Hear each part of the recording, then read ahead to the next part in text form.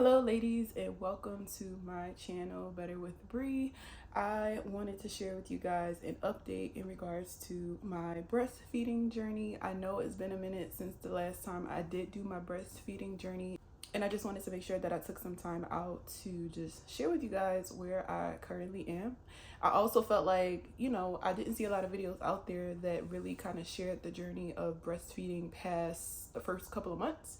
And I think that being able to create a video like this is so significant, because if you are 4 months in, 5 months in, 6 months in, 7 months in, I know that you are probably experiencing different things along that journey.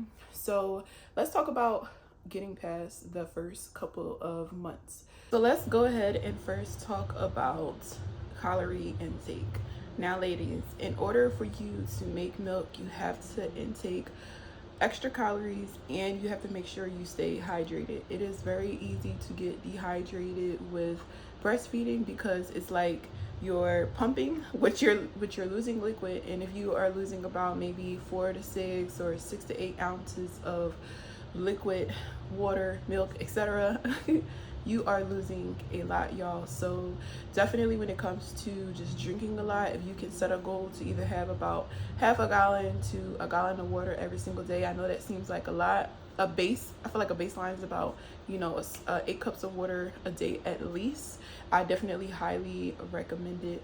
Now another thing when it comes to calorie intake is intaking the right things. Yes, you may crave some things that you craved before, like maybe during the times that when you were pregnant, like maybe Chick-fil-A or certain candy items, etc.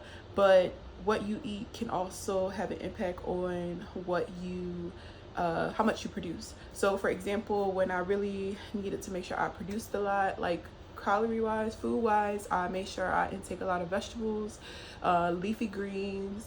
Almonds were great. Oatmeal is great. So if you can make oatmeal a staple in your everyday eating activity, that would be great. Now you don't have to always have hot oatmeal. It could be in the version of maybe eating some granola with yogurt. It could be maybe adding some oatmeal to a smoothie that you make every single day. I know there's a lot of people out there that like overnight oats. So whatever food item that really helps you produce, make sure you do that. Try to stay away from fast food. I know for me, like when it comes to breastfeeding and just eating in general during my breastfeeding journey, I like to think that what I'm eating, my baby is eating, and I wouldn't want to have my baby eating all of that at such a young age. So that's definitely a motivating factor when it comes to calorie intake and food that you eat. So eat as healthy as possible. Another thing I also want to talk about is for moms that can get WIC, I highly recommend it. It helps a lot in terms of being able to have access to more fruits and vegetables, as well as some other items as well. But definitely for me, the highlight is being able to get as many fruits and vegetables into my diet as much as possible is very, very valuable. So don't sometimes you gotta let your ego down a little bit, if you are debating on getting some help from a source like that. So for all the moms out there who either may be well off or maybe not as well off, I highly recommend checking out WIC. Now another thing that I want to talk about when it comes to breastfeeding is not letting the thoughts of others influence your decision in regards to breastfeeding. So you may decide that, hey, look, up to 5-6 months I'm done, I want to wean off of it, cool, but let that be your decision. Don't let it be the decision of somebody else, because if you are somebody who is really passionate about being able to provide for your baby in that way, then that's what's most important. I definitely believe that as I approach almost 10 and a half months, almost 10 and a half to 11 months, I knew that my mind was set up that I wanted to be able to provide that valuable exchange between me and my baby. And that has been a motivating factor, because sometimes we'll have people who maybe have had the experience of breastfeeding just for a little bit, or maybe not have gone as long as you, to have certain perspectives about things. And I highly recommend that you just kind of block that out, because it's not about them. It's not about what's comfortable for them. It's not about what they think is right and what they think is wrong. Now, something that I had to get past the first couple of months was the nipple pain. So I feel like my nipple pain went away maybe after like maybe month 3, and that was more so because I needed to figure out how to get a deeper latch. And once I learned how to do that, that was literally like a game changer for me. You know, my nipples weren't as sore, as long, and that was like very, very like valuable, y'all.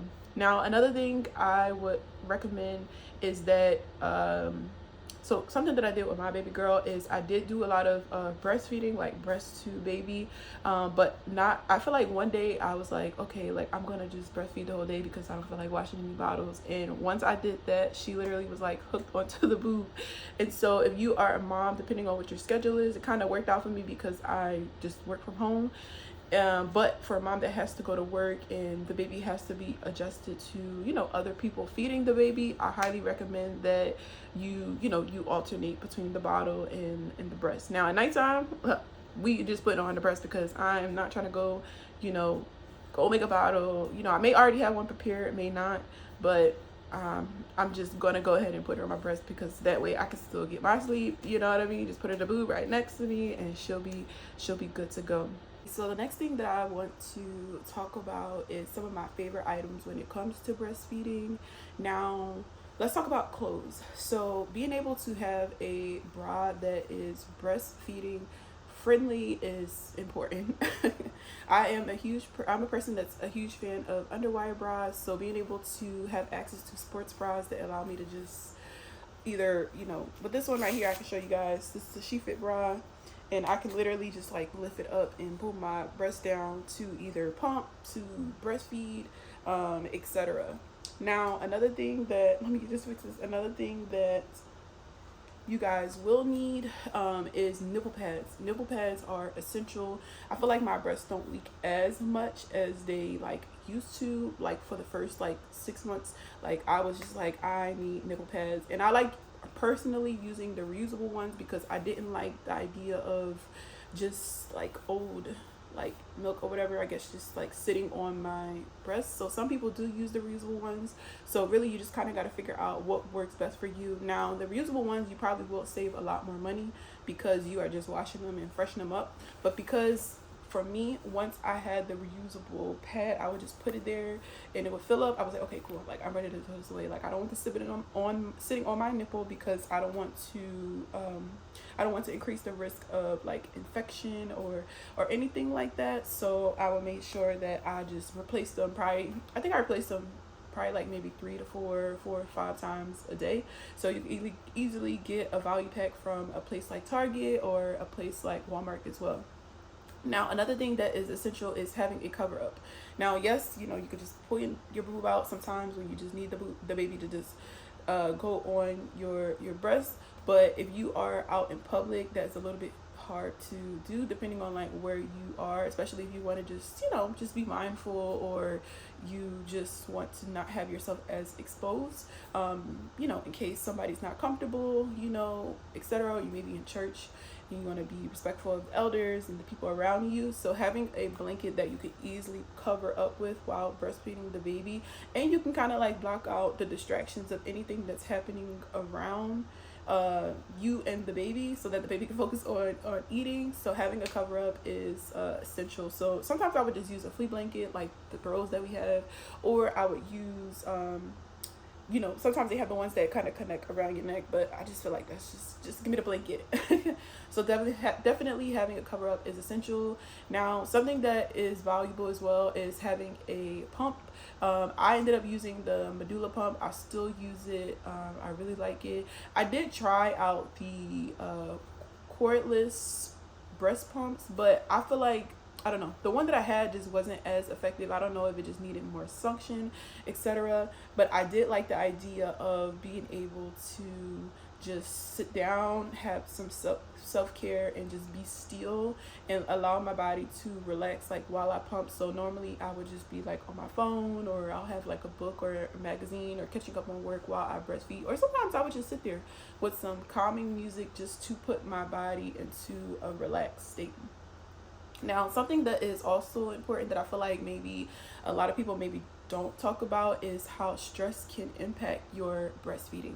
When you are stressed, you guys, like, you will not produce as much milk, unfortunately, and that can make you really sad. So I would say that, like, as much as possible, you know, when you are, as you are in this breastfeeding journey, be as less as not as cut down the amount of stress that you can subject yourself to, whether it be, okay, maybe I can't be around this person because they're too negative, or, you know, maybe I just have to change my environment a little bit. So definitely be mindful of the stress factors that can influence the supply in your breastfeeding. And this is a learning experience. Like, you're literally, especially if you're a first time mom, you're learning your body for the first time. Your body is doing something it has never done but is made to do.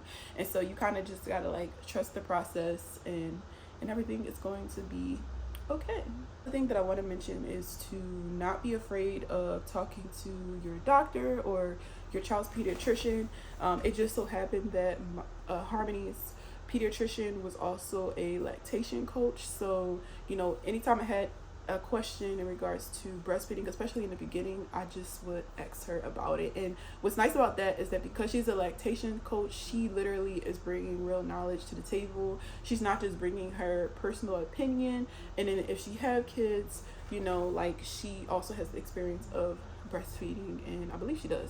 But as a lactation coach, she's definitely, like, very, like, judge free, will answer any questions that you have, which I like. So if you can, you know, connect with a lactation coach or somebody who do have an expertise in breastfeeding, let them be your resource. Like, don't let the knowledge of somebody who has never breastfed before, or maybe haven't breastfed as long, be your only resource of information, if that makes sense.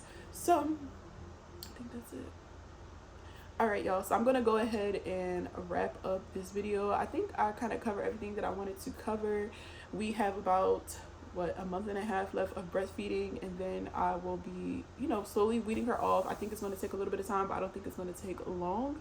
So I have been doing a little bit of research around just, like, some you know, some milk items that I do want to try as an alternate for the milk that I'm going to give her. Now, something that I do want to mention is that I do give her a vitamin D supplement, to just provide her additional, you know, vitamins that the breast milk doesn't supply. And so iron and vitamin D are two things that is important as she grows. So I make sure she either, you know, is getting that through supplement, or, you know, we figure out a way to kind of add it into her snacks. Another thing, ladies, is around 5 to 6 months I started to introduce Harmony to solids, and so I'm gonna probably create another video on that, just to show you guys just what I experienced in terms of baby wedding. I think that's what it's called, wedding. And if you like this video, if you are inspired, or if you're going to use some information from this video that I just created, please do just let me know in the comments. If there's anything that you learned during this journey past the first couple of months, definitely share below, because I definitely think that it can help another mama. It can help you know, first time mom, second, third time mom, etc., y'all. And yeah, so I hope you enjoyed it. Thank you for watching this video, and I will see you in the next one. Peace.